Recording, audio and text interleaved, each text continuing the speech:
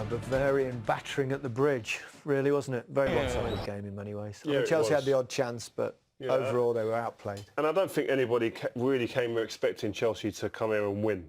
It was you hopeful that they're going to the next leg with something to play for. They've been passed off the pitch today and really taken to the cleaners. But I think the difference in quality in the final third with Gnabry, Lewandowski, Davis joining that, it was just, they were devastating. They were clinical when they had the opportunities and they really put Chelsea to the sword. And Serge Gnabry's done for London clubs this season, hasn't he? 4 against Tottenham, two here at the Bridge. Yeah. All 6 goals scored in the second halves of the games. Remarkable, really. I mean, we talked about as a player, he plays on the shoulder, don't he? He can be quiet and he's one of them, but he's developing into like a killer where he gets in 2 chances in the game after the first half and he's buried them. He looked very clinical. The only good positive I can say about Chelsea, Gary, is that they didn't play well, but they got a chance. Yeah. I mean, here's Gnabry's first goal here. You know what I love about this? He's on the shoulder, little slip, and this when he just lays that ball in there. Then this cut back from Lewandowski, unbelievable. You had players queuing up here. As people be disappointed with himself, you can't discount for that because he's lost his footing. But that touch inside. What do you think there, Rudiger? Yeah, I think Rudiger, the run from Muller here takes his eye off of Lewandowski. He normally would have just followed Lewandowski there and tried to stop that reversal pass, but the run from Muller, who knew he wasn't really going to get on the end of it, he ran to take Rudiger away, and that split second opens it up, gives Lewandowski that bit of space to make that cut back, and Gnabry with a great finish. Joe, you were just saying there, you said one positive for Chelsea is that they had a chance. You mean they had chances in the game to score? Yeah. You don't mean necessarily they've got a chance. No, listen, it's a momentous task, but I just think the only positive I can get from the game is that Chelsea didn't play well, but they still created chances. Yeah, exactly, and it wasn't long before Gnabry made it 2-0, and then you sort of felt the worst for Chelsea, didn't you? Yeah, this felt like the goal when they played against Tottenham. The game kind of, there's just lots of space again as for Quetta. Too much space, but I love that little one too. The way to pass, the pass appreciation, it's just perfect.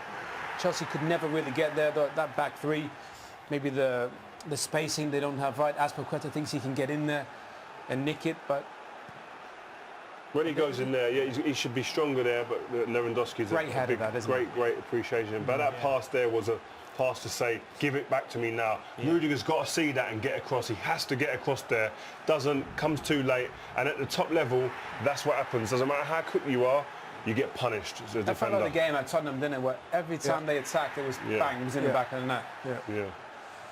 This kid, man, Gnabry's a top player, man. He's got a lot of top players. And we spoke about it before, about having that mental strength to be able to come back from a little bit of a knockback in his career. When he was with Pulis at West Brom, benched, etc., gone, rehabilitated himself, and now see what he's doing out there. It's great to see. It's times like this with Chelsea where, I mean, they've done mixed because they've got quite a few experienced players out on the pitch, but do you at that point 2-0 down, you start to think, right, do we stick or do we keep going, trying to get a goal? Well, I think Frank done the right thing. I think at 72 minutes he brought on Tammy and Willian, and then he changed the system later on and went to a 4. I mean, they needed a goal tonight. Chelsea needed to find salvage something, and when the third one went in, I think we all thought that was probably... Just before, they did have a couple of chances. The ball got flashed across the box a couple of times for Tammy.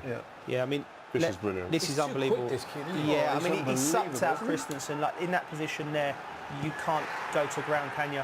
Lewandowski I thought was brilliant all night. And his first goal in knockout football, I think, for 8 games. And that's a hard stat to think. It is hard. I mean, he's got a couple of assists before that as well. I mean, he's a top class. You can't lay down there. You can go with him or take him out. You think about, you play 3 centre-backs and they get so spread at times, and Rudiger's really the only one back there. And this Bayern team, they're so quick. I mean, how quick he gets into that space is scary. I think you've got to credit Bayern, because when Chelsea have played with the 3 during the season, they've looked solid.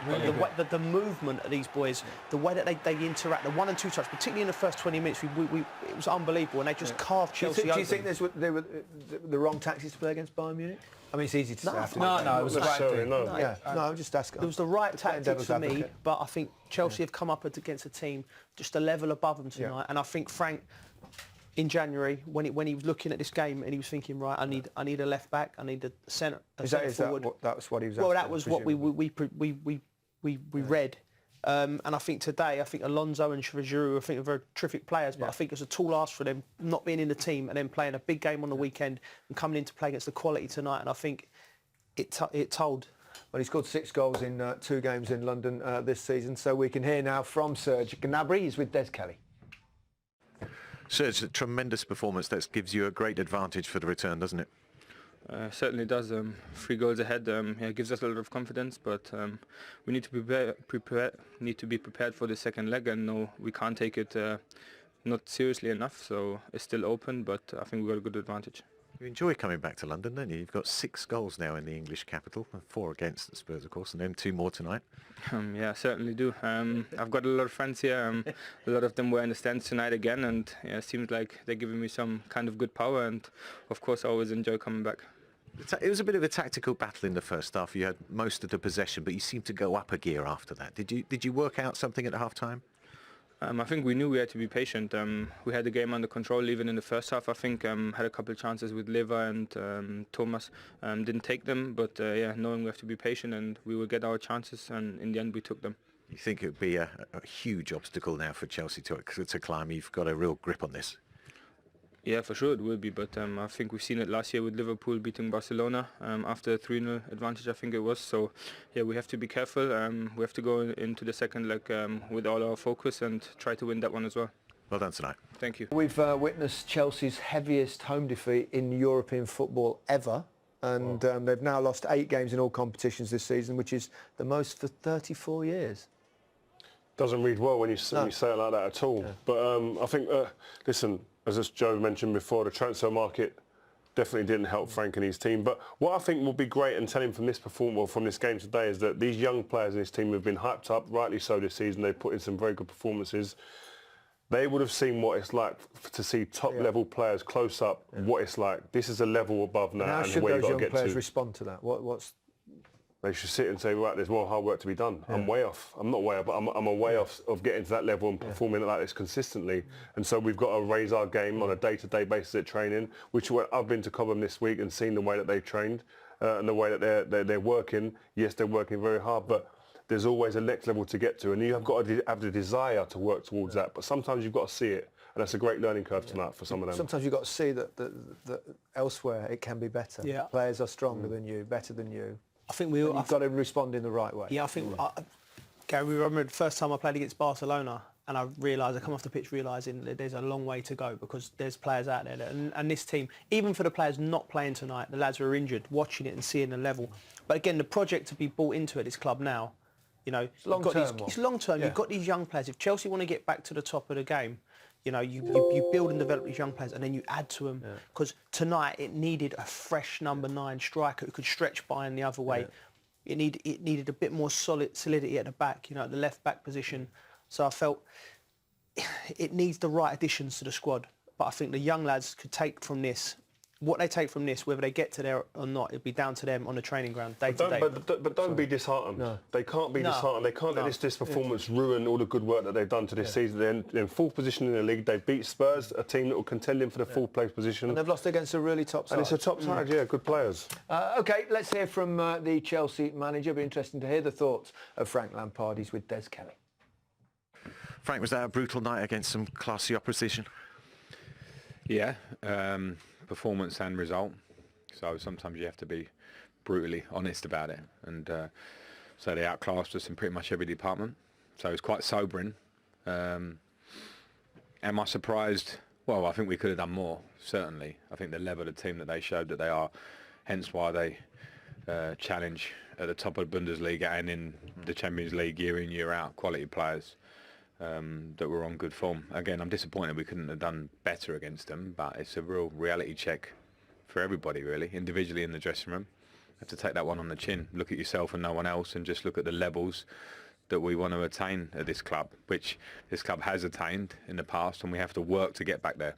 Is that what we saw? Because Azpilicueta's slip, they took advantage of that. You get punished at this level, and of course they followed it straight up. Yeah, it's unfortunate, but that's a small moment, and they do that. You look at the choice of pass that Lewandowski makes, one's in, to not take the shot on, and not to say that they could have scored more maybe tonight, but we certainly could have done. Our choice of pass has to improve in the final third as well. So there's lots of elements that the players, if they've got anything about them, and I think a lot of them are up against individually, no tactics, no looking around at other parts of the team and just go, who was I up against? And those are the levels we want to attain and more. And it's it's a reality check, as I say again, of the work that needs to be done here. We can see why Bayern are unbeaten 13 away in the Champions League. You could see that with the possession, but of course the third one, does that close the door, the Lewandowski? I don't know. I don't want to comment too quickly on that. We'll always play with pride, and you should never say the door's closed, because our fans wouldn't accept that, and rightly so, and I wouldn't do. But I'm more worried or concerned about the bigger picture here, and how quickly can we recover for the weekend, firstly, in the Premier League, but also will we see that today and go, okay, let's understand where we need to get to for everybody here, and there's a lot to be done. And in that return, you've got a couple of key players missing. Is that down to indiscipline? We talk about Jorginho will be suspended, and of course Alonso get the red card.